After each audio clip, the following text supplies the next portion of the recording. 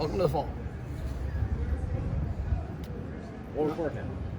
All right, thought it was a solid day today. I mean, there were some really good moments. Some guys, I thought came out there and competed. You had a kind of, a few things just needing to get, our look squads on the same page. NC State's unique in some of the presentations and what they do. So just trying to simulate that look can be challenging for guys. It's a little bit different than obviously what we do, defensively. But there's an opportunity to help those guys along.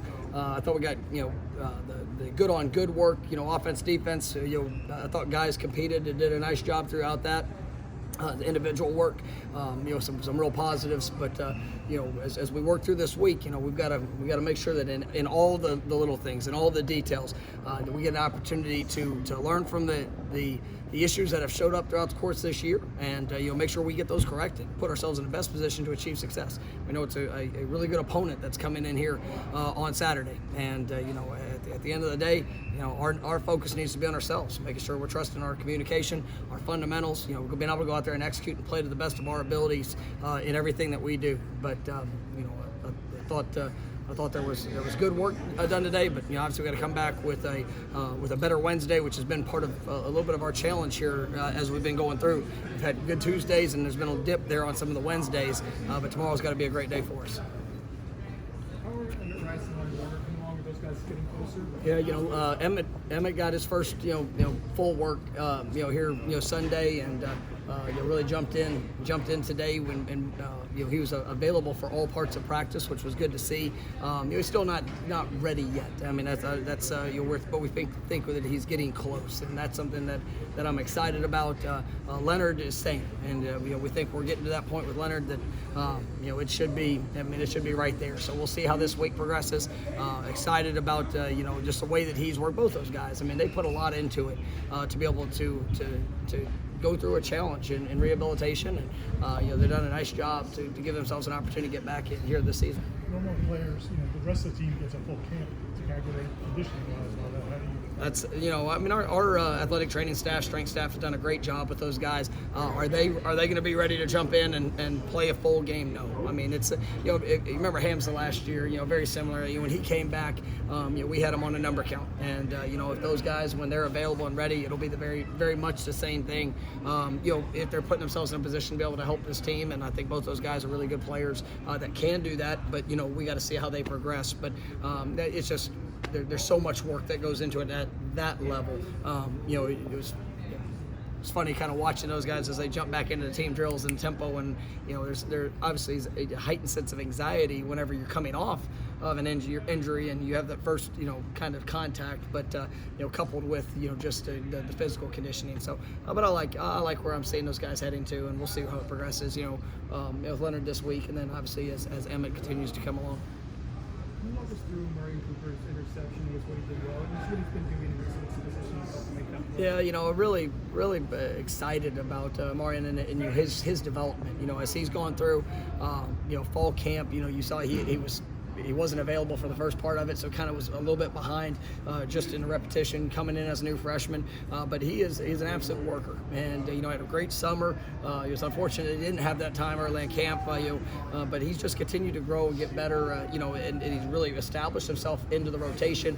Probably 3 or 4 games into the season, and now he's a fixture in the rotation. And so in that moment, they tried the one-on-one fade ball, and I thought he did a great job being on the low hip when he got himself back in position, got his eyes back for the ball, and then made an incredible interception. To see a true freshman in that moment on the road, I mean, it was definitely a joy to see, and just the emotion that he has and what he brings to this defense. I think he's really positioned himself to at the beginning of his career to set himself up to have a great one in front of him. Coach, you mentioned Clemson's recruiting yesterday as a reason they were able to slow down Jordan.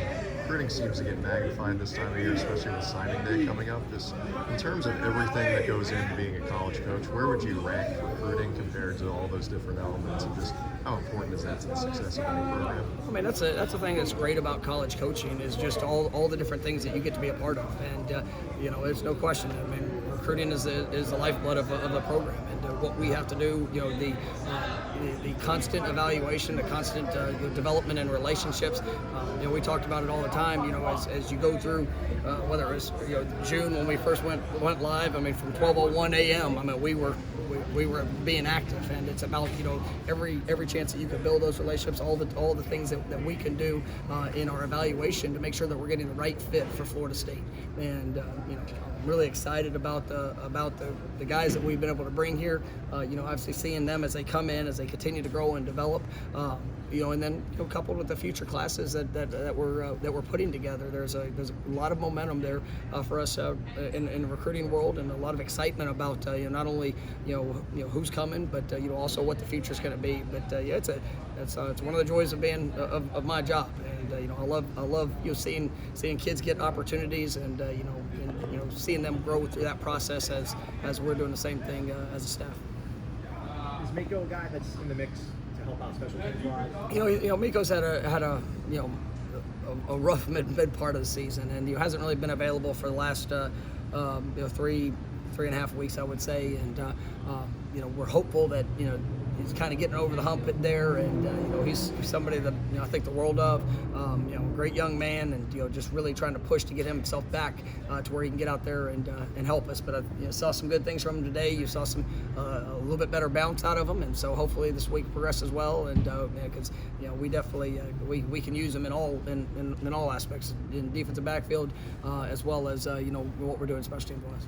Coach Fuller mentioned yesterday the defense needing to win a game. Like if they could have won the game. And is that a mentality, or is that all just execution? It's a little bit of both. I mean, you have that mindset that they were put in some challenging situations before that point, before the drive that they ended up going up. But our defense, they're growing, and we got some tremendous leaders. Really like the way those guys are approaching those opportunities. Unfortunately, we didn't do the things necessary. We had the 2 penalties, and then the third play was the touchdown, which you go back and watch. I mean, we had opportunities. We just missed. Didn't utilize the proper fundamentals and missed some tackles there. On that play. Credit to the back that had a good run, but those are things that when you're put in those situations, that identity's got to really stand firm, and we got to eliminate the penalties, for what those were, and make sure that we do finish the game, because we are capable, and I think these guys, they embrace that responsibility to take ownership in that, and it's our job just to continue to put them in positions and prepare them for those moments when they show up.